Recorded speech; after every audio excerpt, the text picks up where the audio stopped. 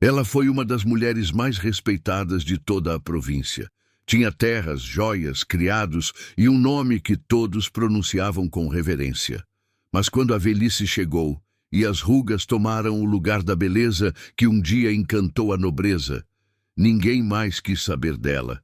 Os filhos, aqueles que juraram amor e gratidão eterna, desapareceram, levando o ouro, os cavalos e até a herança que ela guardava com tanto zelo.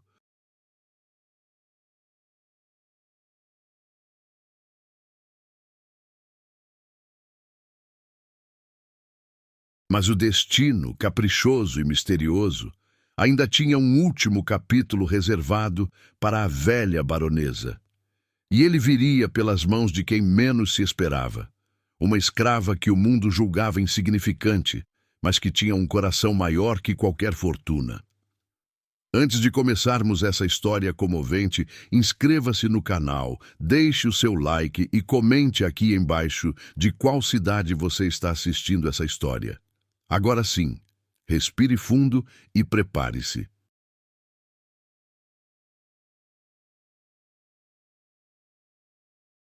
O que você vai ouvir agora é uma lição sobre amor, lealdade e redenção, mesmo quando tudo parece perdido. A antiga fazenda Boa Esperança, no interior de Minas Gerais, era conhecida por seu esplendor. Campos verdes a perder de vista, cavalos de raça, casarões coloniais erguidos com mãos firmes e dinheiro abundante.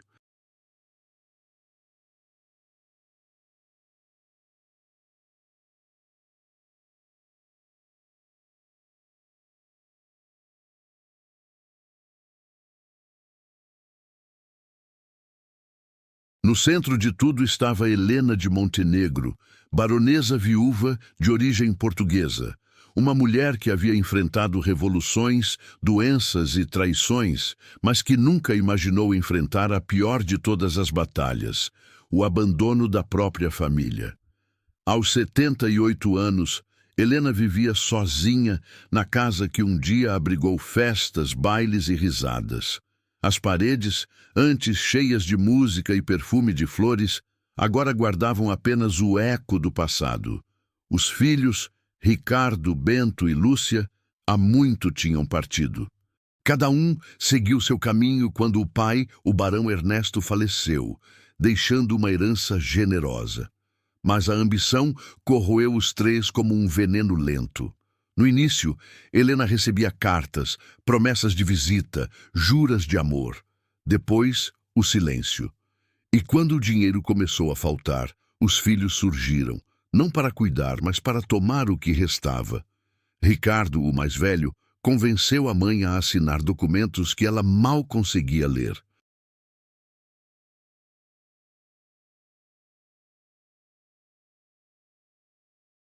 Disse que eram apenas ajustes nas terras, mas na verdade eram transferências.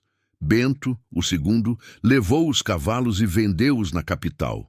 E Lúcia, a mais nova, fingiu preocupação, até que descobriu que não havia mais ouro escondido. Quando se foram, a velha baronesa ficou só. Restou-lhe apenas uma casa grande demais para uma vida pequena e a solidão como companhia fiel. Mas havia alguém, uma figura que poucos notavam. Joana, uma escrava liberta que continuava na fazenda mesmo após a abolição. Dissera que ficaria até o último suspiro da sinhá. Helena, orgulhosa, sempre fora dura com Joana. Não a maltratava, mas mantinha a distância que a sociedade exigia. A baronesa fora criada acreditando que a hierarquia era natural e que afeto entre senhores e servos era fraqueza. Mas com o tempo, o destino começou a desfazer cada um dos degraus dessa escada. Certa manhã chuvosa, Helena desmaiou no pátio, tentando recolher as roupas que o vento levava.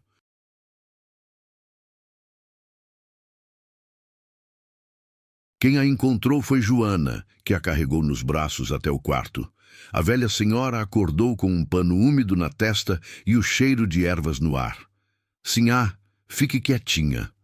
A febre já está baixando, disse Joana. Helena olhou, fraca. Por que ainda está aqui, Joana? Todos se foram. Joana sorriu, simples, porque a senhora me ensinou a ler o nome de Deus. E quem ensina isso não pode ficar sozinha. Helena não respondeu.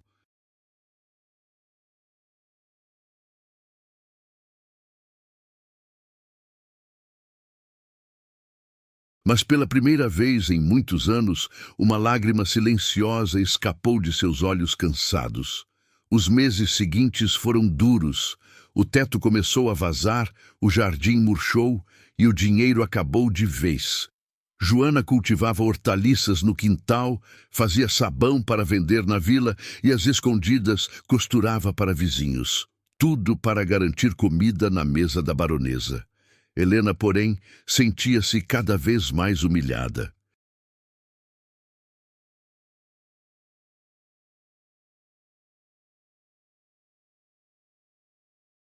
O orgulho, que sustentara sua vida inteira, agora era o peso que a impedia de aceitar a realidade. Certa noite, enquanto o vento zunia nas janelas, Helena chamou Joana ao quarto. Joana, eu tenho medo, confessou a baronesa. Medo de morrer esquecida. Esquecida não, minha senhora, respondeu Joana. A gente só morre de verdade quando ninguém lembra da gente, e eu vou lembrar. Essas palavras ecoaram no coração da velha nobre como um hino de consolo.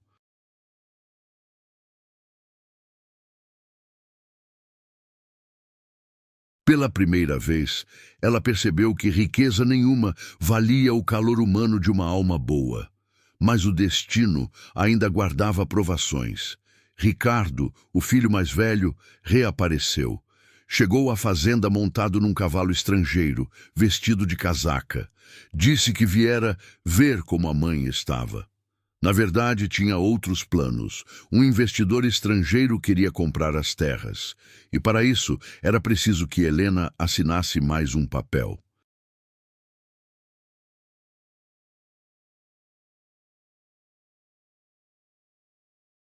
Quando Joana desconfiou das intenções do homem, tentou impedir a conversa. Esse papel vai tirar o chão da sinhá, moço. Ricardo olhou para ela com desprezo. Uma escrava ousando falar comigo? Joana, firme. Não sou mais escrava. E o respeito se ganha, não se impõe. Helena ouviu a discussão e, pela primeira vez, defendeu Joana. Cale-se, Ricardo! Gritou com a voz fraca, mas firme. Essa mulher tem mais honra do que você. O silêncio que se seguiu foi pesado.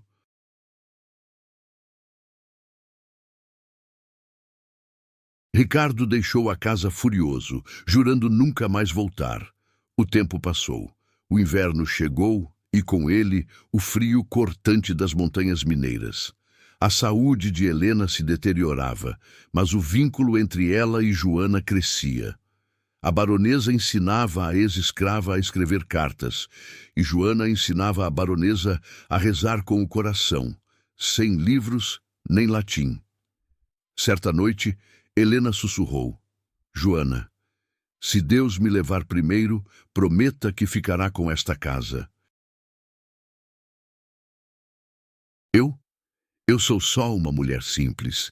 É a única que ainda sabe o que é amor verdadeiro. Mas o destino ainda não tinha terminado de escrever essa história. Numa manhã, uma carruagem luxuosa parou diante da fazenda. Era Lúcia, a filha ingrata, agora casada com um político importante. Vinha não por arrependimento, mas por interesse. Queria usar o nome da mãe em um projeto de caridade que lhe renderia prestígio. Ao ver a mãe debilitada e a escrava ao lado dela, Lúcia sentiu nojo. Mamãe, o que essa mulher faz aqui?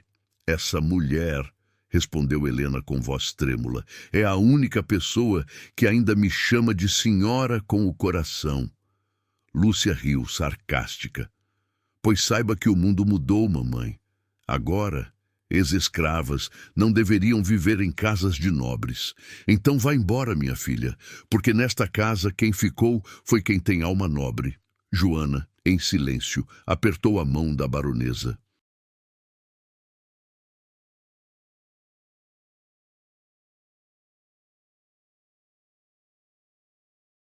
E foi ali, naquele instante, que o amor, o verdadeiro, o que não depende de sangue nem de título, se fez presente como nunca.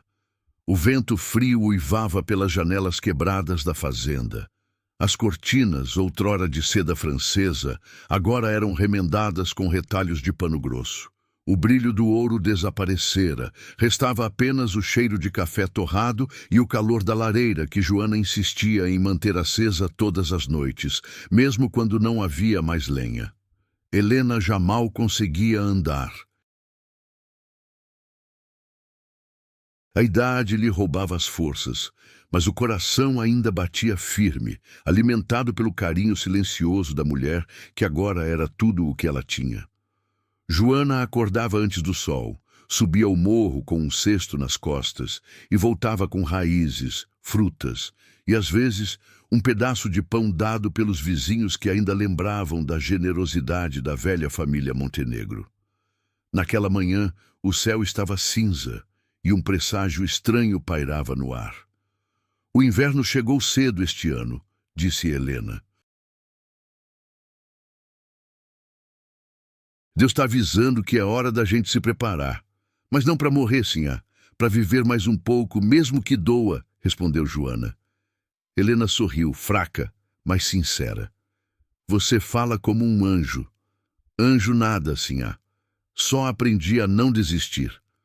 O tempo passou e, como sempre, o cheiro de morte atraiu o interesse dos que só amavam o dinheiro. Ricardo voltou primeiro, desta vez trazendo um advogado.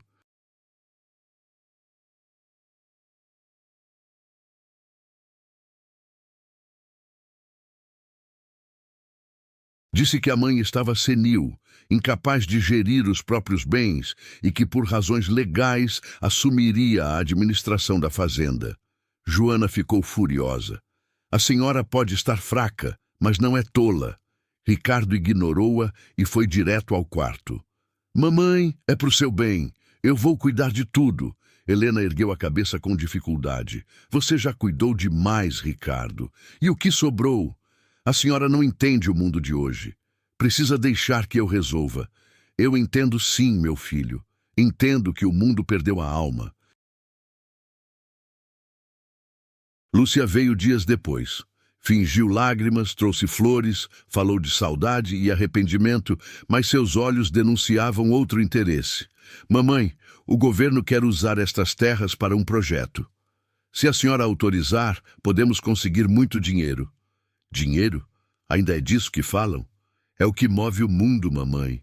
E o amor, minha filha. O amor não paga contas. Então vá embora, Lúcia.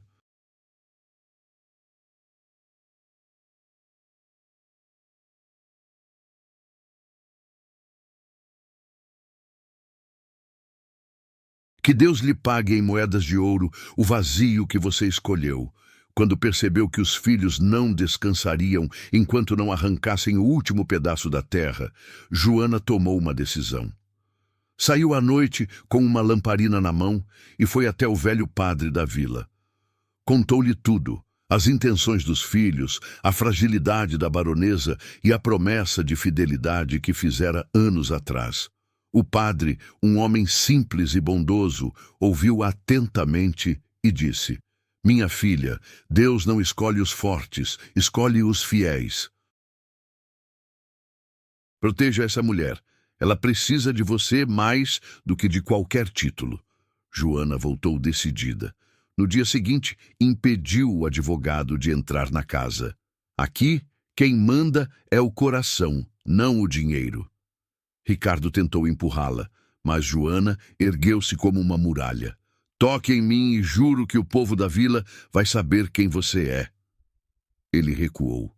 Havia algo em seus olhos que o assustava. Não era ódio, era coragem. Certa noite, Helena chamou o padre e Joana ao quarto. Quero ditar meu testamento, disse com a voz rouca, antes que o tempo me cale. O padre abriu o livro de registros. Joana, nervosa, ficou ao lado da cama. Helena começou. Eu, Helena de Montenegro, baronesa viúva, declaro em sã consciência que deixo esta casa, as terras e tudo o que ainda me pertence à mulher que me ensinou o verdadeiro sentido da palavra fidelidade. Joana Alves da Cruz. Joana caiu de joelhos. Sinhá, não! Eu não posso aceitar! Helena segurou sua mão. Você não está aceitando riqueza, está aceitando um símbolo, algo que meus filhos nunca entenderam: gratidão. O padre assinou o documento e, em silêncio, abençoou as duas mulheres. Quando Ricardo e Lúcia souberam do testamento, vieram com fúria. Isso é um absurdo, gritou Ricardo. Uma escrava herdeira de uma baronesa? Ex-escrava, corrigiu Joana firme. E agora, dona desta casa. Ricardo riu com deboche. O mundo enlouqueceu. Helena ergueu-se na cama com dificuldade. Não, meu filho. O mundo apenas está aprendendo o que é justiça. Lúcia chorou, mas suas lágrimas não tinham pureza. A senhora prefere essa mulher a nós? Prefiro quem ficou comigo quando o ouro acabou. As palavras foram como punhais. Ricardo saiu batendo a porta, jurando vingança. Lúcia, em silêncio, olhou para a mãe uma última vez. E talvez ali, por um instante, sentiu vergonha. As semanas seguintes foram tranquilas. A baronesa parecia mais leve, como se já tivesse cumprido sua missão.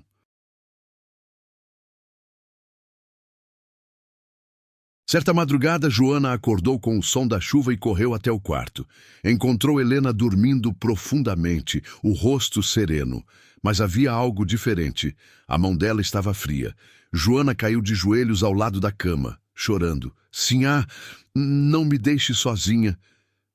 Mas Helena já não estava ali. Na mesa, ao lado da cama, um envelope. Dentro dele, uma carta escrita com dificuldade, mas cheia de sentimento.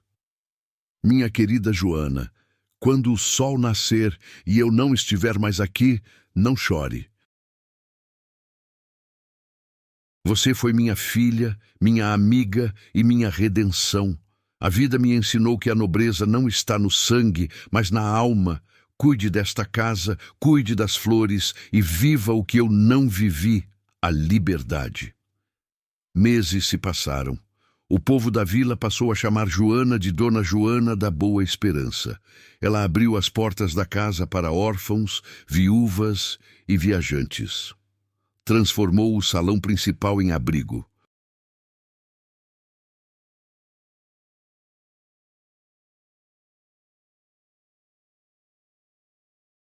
As paredes voltaram a ter vida. As janelas foram consertadas e o jardim, aquele mesmo onde a baronesa gostava de sentar, floresceu de novo. Certa manhã, Joana olhou o retrato de Helena na parede e sussurrou. A senhora não foi embora. Só mudou de lugar. Agora vive aqui, em cada flor, em cada sorriso. E o vento que entrou pela janela pareceu responder, suave como uma prece. Obrigada, minha filha. Os sinos da pequena igreja da vila tocaram naquela manhã cinzenta. A notícia da morte da baronesa Helena de Montenegro se espalhara rapidamente, mas, curiosamente, ninguém falava dela com pena, e sim com respeito. A velha nobre morreu em paz, diziam os camponeses. Morreu com o coração limpo. Na fazenda, Joana preparava o café, o mesmo que costumava servir à sua antiga senhora. A casa parecia viva de novo, mesmo em luto. Havia flores frescas nas janelas e o cheiro de pão assando no forno.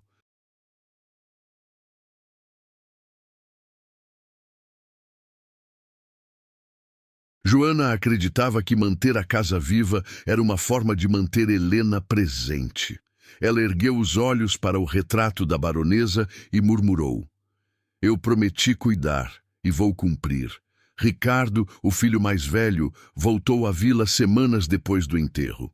Trazia o olhar abatido, as roupas amarrotadas e um semblante que misturava culpa e desespero. A fortuna que havia conseguido desonestamente evaporara. Fora traído por sócios e abandonado pela esposa. Ao chegar à antiga fazenda, ficou imóvel diante do portão. As risadas das crianças ecoavam lá dentro. Joana havia transformado o casarão em abrigo para pequenos órfãos. Ricardo hesitou, mas entrou. Joana o reconheceu de imediato. "O que faz aqui?" Ele abaixou a cabeça. "Vim pedir perdão." Aquelas palavras soaram sinceras, mas Joana, ainda ferida pelas lembranças, manteve o tom firme. Perdão é coisa que se dá, não se pede. Mas antes de pedir, é preciso provar que mudou. Ricardo ficou em silêncio. Observou as crianças brincando no pátio, o calor humano que nunca existira na casa enquanto sua mãe viva. "Ela seria feliz vendo isso", murmurou. "Seria. E talvez esteja vendo", respondeu Joana. Naquela noite, Joana abriu uma caixa que a baronesa havia deixado sob a cama. Dentro, várias cartas antigas, amareladas pelo tempo. Uma delas, ainda lacrada, trazia o nome: "Para Ricardo, quando o arrependimento chegar." Joana chamou o homem e entregou-lhe o envelope. Ele tremia ao abrir. As palavras da mãe pareciam atravessar o tempo. "Meu filho, se um dia voltares, é porque a dor te trouxe mais sabedoria que o orgulho. O ouro que tomaste de mim não me fez falta. O amor que tiraste de ti, sim. A vida me ensinou que o perdão é a maior forma de riqueza. Se Joana ainda estiver viva, escuta o que ela disser, porque nela habita a bondade que eu perdi tentando ser nobre. Com amor, tua mãe, Helena." Ricardo caiu de joelhos, chorando.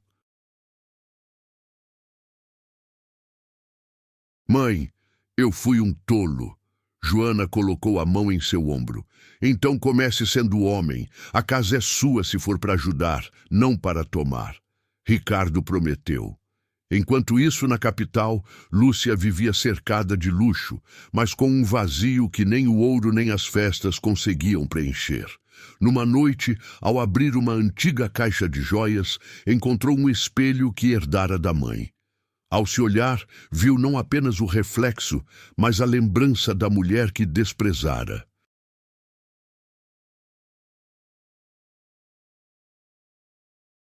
As palavras da mãe ecoaram em sua cabeça. "Prefiro quem ficou comigo quando o ouro acabou." Naquele instante, Lúcia compreendeu tudo. Na manhã seguinte, embarcou para Minas. Quando chegou à fazenda, viu Ricardo ajudando Joana a plantar mudas no jardim. A casa respirava alegria e as crianças corriam pelos corredores. Lúcia se aproximou, nervosa.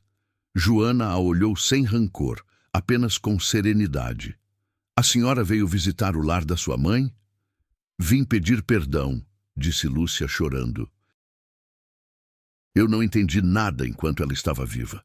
Joana se levantou, limpou as mãos sujas de terra e respondeu: "Então agora entenda plantando. A gente só cura o passado quando põe as mãos na terra." Lúcia ajoelhou-se e começou a cavar ao lado dos dois. Foi ali, sob o sol da tarde, que a antiga família Montenegro se reencontrou, não mais como nobres, mas como seres humanos. Certa noite, Joana revelou algo que guardara por décadas. "Preciso contar uma coisa sobre a sua mãe", disse ela aos dois irmãos. "Há muitos anos, antes de eu ser liberta, ela me deu uma carta e disse: 'Se algum dia eu não puder me defender, mostre isto.' Era um documento com a assinatura do falecido barão Ernesto. No papel, constava que Joana era filha ilegítima dele, fruto de uma relação escondida. Ricardo e Lúcia ficaram estarrecidos. "Então, você é nossa irmã?" perguntou Ricardo. Joana respirou fundo. "Não, sou filha de outro destino. Fui criada no sofrimento e encontrei nobreza onde vocês só viram poder." Mas Lúcia, com lágrimas nos olhos, segurou a mão dela. "Se nossa mãe te amou, então és nossa irmã de alma." Joana sorriu emocionada. Isso basta. Nos meses seguintes, a fazenda se tornou um símbolo de esperança.